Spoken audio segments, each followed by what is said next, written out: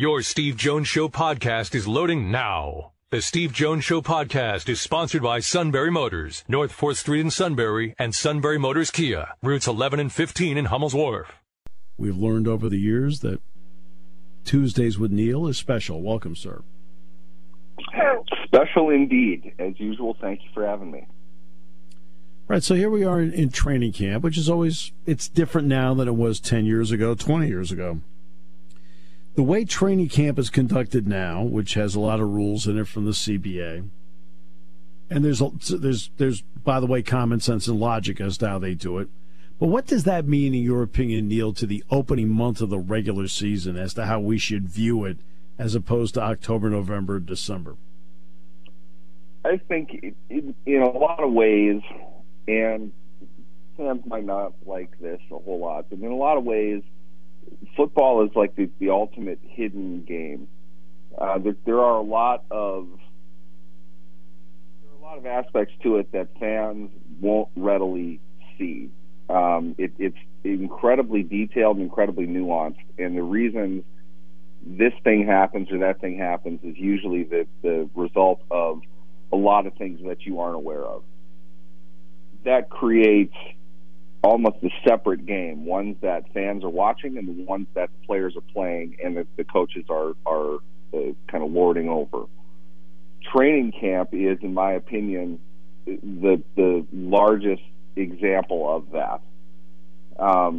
I've noticed, and this wasn't all that big of a thing 15 years ago, but every beat reporter is keeping stats now. Yeah. To me, that's always kind of seemed, not ironic, but it's not. It doesn't fit. There's no point in keeping stats in a game you're not playing. Right. If you want to see how many times the guy caught the ball after the quarterback threw it, okay. I mean, I guess, but it's not like there's an individual goal that they have.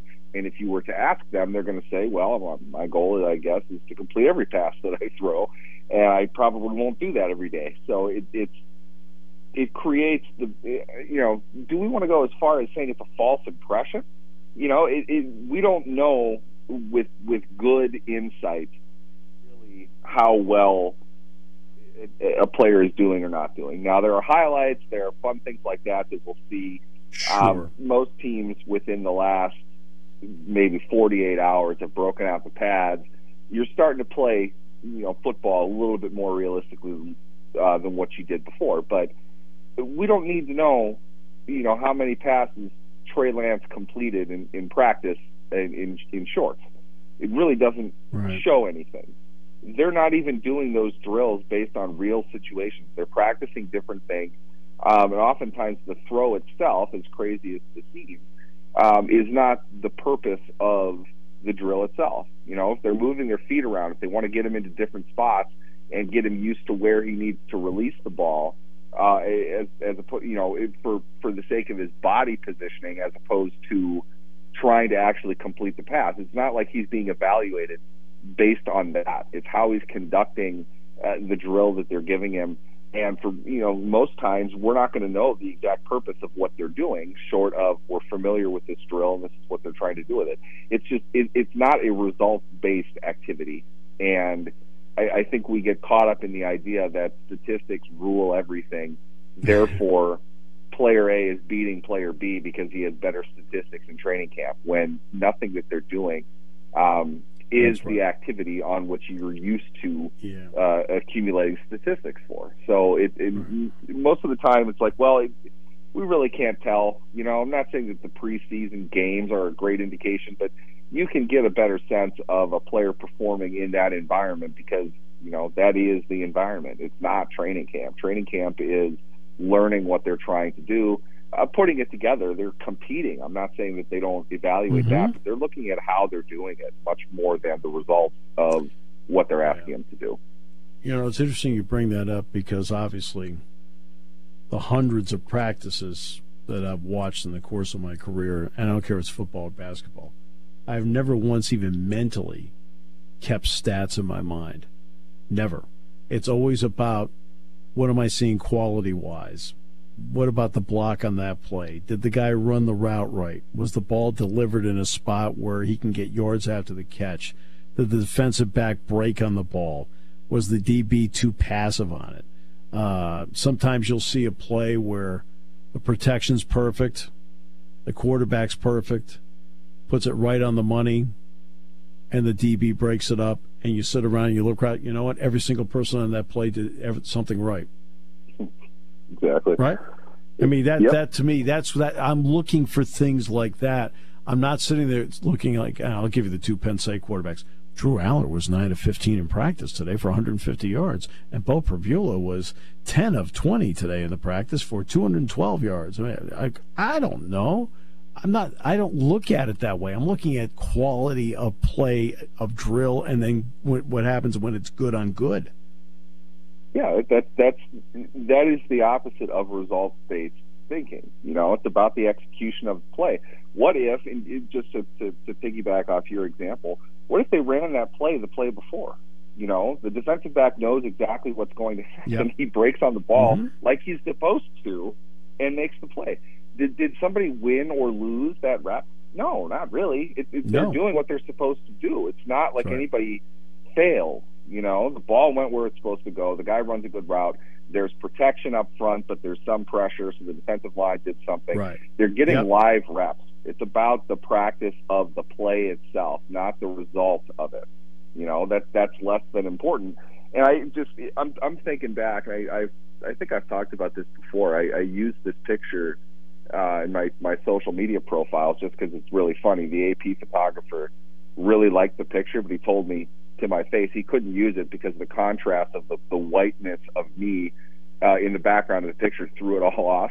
But I'm standing there watching a Steelers receiver and defensive back at training camp, and it's tightly contested. The ball's falling right into the receiver's hands. It's a really great shot. I just happened to be in the background ruining the whole thing, apparently. He did send me the picture, though, so I was happy to have ruined the rep for the players. Yeah. After it, as it turns out, you don't see this in the picture. Amazingly, the receiver dropped the ball. It fell right into just a perfect pass. Fell into his hands, but he dropped it. It happened. I wrote a story about it because Mike Tomlin went screaming up the sideline praising the receiver for what he did. Yep. And the story was explaining why he was praising him, and it was because they were working on something. It was a go route. He went down the sideline, and the receiver was instructed to try to hold your hands back until the last second when the ball comes down. The idea, he called it quiet hands. The idea being, don't show the defensive back that the ball is coming because the defensive back can't see it when it's over his head like that. And, I mean, from what I remember of it, he did exactly that. His hands came up really late, probably a little too fast, and bounced off. But Tomlin was praising him the entire time because he did what he was supposed to do. How many times is he going to drop that pass? That's really the thing. And this is where you go to work on it. If he does it the right way, he's going to drop it far less often than if he does it the wrong way. The receiver's right there to knock it out. So it's a drill. He's designed to get work on these kinds of things. So when they're in the moment, he has that experience and he has that confidence. Not about the fact that he dropped the pass. And, of course, that's what everybody focuses on because you're used to seeing it. And, you can't blame him. But at the same time, this is what's fun about Mike Tomlin.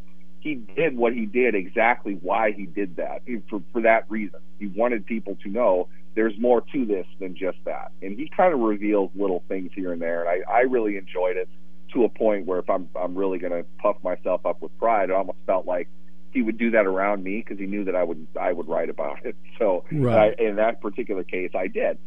That's really what training camp is about. I mean, I'm not trying to exclude the fan from the process or act like they're know nothings or anything like that. It's just there are way more things that happen than people will realize up front. And in my opinion, journalists should try to find those things as opposed to adding up. The yardage stats makes me laugh the most, probably because they always put an asterisk by it. Assumed. Like, we know it's assumed yardage. I mean, obviously you're running 7-on-7 drills in shells. There's no yardage to be gained. It's not real. The Steelers do something called 7 shots, which is basically 7 consecutive 2-point conversion attempts. Right. And what they count is a win for the defense versus a win for the offense.